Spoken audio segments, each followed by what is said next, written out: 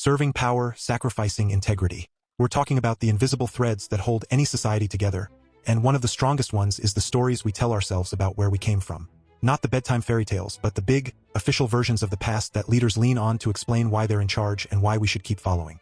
What happens when those stories aren't just remembered but deliberately shaped, polished, and packaged by the very people in power? That's what we're unpacking in this episode, because it's not ancient history. It's happening in every office, ministry, and boardroom where someone is paid to frame reality for those above them. Picture this. A new ruler steps into the big seat after a legendary predecessor. The old king had his flaws, sure, but he built something massive through sheer force, cunning, and a few moments that history books love to gloss over. The successor knows his own claim is a little shaky, maybe some blood on the path to the throne, some alliances that feel fragile, so he does what any smart leader would do. He calls in a trusted scholar, a sharp-minded writer whose job it is to dig through the records and the eyewitness accounts and produce the one true official history. The brief is simple on paper. Make it glorious, make it divinely blessed, make it the foundation that turns today's power into yesterday's destiny. No messy details, no uncomfortable questions. Just the authorized version that everyone from the palace guards to the farmers in the fields will repeat as gospel. Before we delve further into this exploration of how power shapes truth, allow me to offer a brief reminder. If any part of this discussion resonates with you, perhaps a striking historical parallel or an insightful revelation, please consider liking and sharing the episode while ensuring you are following for future updates. That's the setup, and if you're like me, you already feel the tension humming in the air. Because what starts as a straightforward assignment quickly turns into something far more revealing. The scholar rolls up his sleeves, starts interviewing everyone who knew the old king.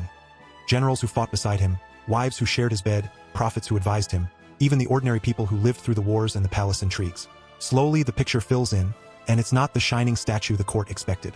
The old king wasn't just a heroic shepherd boy turned warrior poet.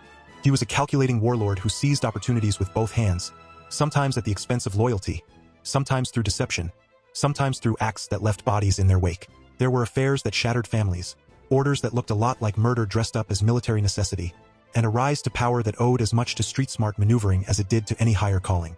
The scholar brings these findings back to the palace, expecting maybe a thoughtful discussion. Instead, he walks straight into the machinery of official memory. The advisors don't want corrections. They want confirmation. The new ruler doesn't want nuance. He wants legitimacy. Every uncomfortable fact gets flagged. Every witness statement that doesn't fit gets reinterpreted or quietly filed away. The scholar is told, politely at first, that certain chapters need reframing, so the people understand the divine hand at work rather than the human one. He's reminded that his own position, his comforts, even his family's safety, depend on delivering the report the court can stand behind. And here's where the real drama kicks in, because this isn't some distant legend. It's the lived experience of anyone who has ever worked inside the system. Let's go deeper into what actually unfolds for that scholar once the digging starts in earnest. He discovers layer after layer of contradiction. The old king's famous victories? Some were bought with betrayal. His celebrated piety? Mixed with moments of raw self-interest that would make any temple elder blush. The successor's own smooth takeover? It involved pruning the family tree in ways that feel less like destiny and more like calculated elimination. The scholar tries to thread the needle. He slips in careful phrasing, buries a quiet truth between the lines, hopes the intelligent reader will notice. But the court officials are experts at spotting those slips. They demand revisions, endless revisions. Meetings stretch late into the night where phrases are debated not for accuracy but for how well they serve the present regime. Prophets who once spoke truth to power are suddenly recast as loyal courtiers. Scandals that everyone whispered about in the streets are declared never to have happened, or at least never to have mattered because the end result was glory. And the pressure builds. The scholar starts to feel the weight of every decision. Keep the truth and risk being labeled disloyal, maybe even dangerous. Bend it just enough and sleep at night knowing you helped build a myth that future generations will treat as fact. The court doesn't need to shout threats. The system does the work for them. Favors dry up, access disappears. Colleagues who once shared late-night doubts suddenly remember they have families to feed too. In the end, the report gets written, polished, approved, distributed. But the scholar who wrote it, he's changed. The fire that drove him to chase the real story is dimmed, maybe even extinguished. Some versions of this tale end with him quietly removed from influence. His name erased from future records as if he never spoke a word worth remembering. It's not dramatic execution. It's something quieter and, honestly, more chilling. The slow, bureaucratic burial of a mind that once asked the wrong questions. Now, let's sit with what this whole situation really means, because the lessons here go way beyond any single court or any single era.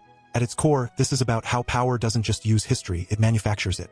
Leaders understand something fundamental. The story of the past is the permission slip for the present. If the old king can be remembered as flawless and chosen by higher forces, then the new one inherits that glow automatically. No need to justify fresh power grabs or moral shortcuts. They're just continuing a divine tradition. But here's where logic kicks in hard. If every regime rewrites the past to suit itself, then history stops being a record of what happened and becomes a mirror of whoever holds the pen right now. Tomorrow's leader will do the same thing, and the day after that. We end up with a hall of mirrors where no one can ever be sure what's real.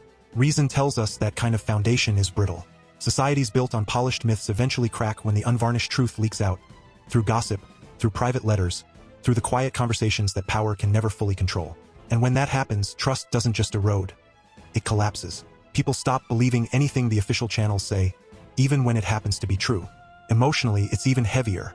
Think about the human beings caught in the middle, the journalists, the policy writers, the communications teams, the academics on government grants, the advisors who draft speeches and position papers. They go into these roles often with good intentions, wanting to serve something larger than themselves. But day after day, they're asked to shade a statistic here, soften a failure there, frame a scandal as a learning moment. Over time, it wears on the soul. You start to see the gap between what you know and what you're allowed to say, and that gap becomes a quiet grief. Some convince themselves it's necessary for stability. The people need heroes, they say, but let's reason through that one. If the only way to keep order is to hide the messy humanity of our leaders, then we're admitting that the system can't stand on its own merits. We're saying real strength comes from illusion, not from honesty. And that's not strength. That's fragility dressed in fancy robes. The emotional cost is paid in the quiet hours when these professionals look in the mirror and wonder when they stopped being truth-tellers and started being decorators of someone else's legend.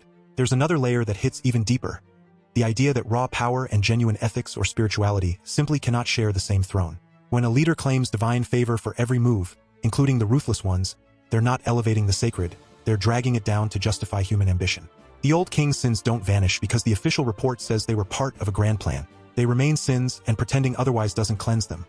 It just teaches everyone else that the rules bend for those at the top. Anyone working in those circles, whether drafting press releases or advising on legislation, faces the same quiet corruption. You start to internalize the logic that the end justifies the means, that loyalty to the chair matters more than loyalty to the truth. And once that mindset takes root, it spreads. Bureaucracies fill with people who have learned to self-censor before anyone even asks. The result isn't a stronger state. It's a hollow one, where everyone knows the game but no one dares name it. Let me share a few lines that capture this tension perfectly. The kind of words that stay with you long after the story ends. One court decree, handed down after too many uncomfortable truths surfaced, put it like this: "Let him be silenced to death. Let no word of his reach the ear of the people, either by mouth or by tablet of clay, or by leather, so that his name be forgotten as though he were never born and had never written a line." Chilling, right? Not a public execution, but the erasure of a voice that refused to cooperate fully. Another moment, when a prophet is pressed into helping smooth over a royal scandal, he offers a pragmatic cover story and the king replies with a knowing laugh. "If I didn't know you for a prophet, I would say you were a rascal." In that single line you hear the whole system winking at its own hypocrisy. Power turning even the voice of conscience into an accomplice. And then there's the quiet reflection from the scholar himself, watching his carefully worded report get edited beyond recognition. Which life should be reported, the one that happened, or the one that must be remembered? That question hangs over every meeting room where facts are massaged for the greater narrative. So where does all this leave us? If you're someone who works directly or indirectly for any form of authority, government office, corporate communications, state-funded research, even the media outlets that echo official lines, take a moment today and ask yourself, am I helping write the authorized report, or am I still willing to chase the real one? The story we've walked through isn't a warning from the past. It's a mirror for the present. Every time a press release frames failure as foresight, every time a biography omits the inconvenient chapter, every time a scholar softens a conclusion to keep the funding flowing, we're living inside that same palace. The good news is awareness itself is a kind of freedom. Once you see the machinery, you can decide how much of yourself you're willing to feed into it. Thanks for spending this time with me, friends. If this resonated, pass it along to someone who might be wrestling with those same quiet compromises in their own work. Keep asking the questions that power would rather you didn't. Take care out there. Stay free.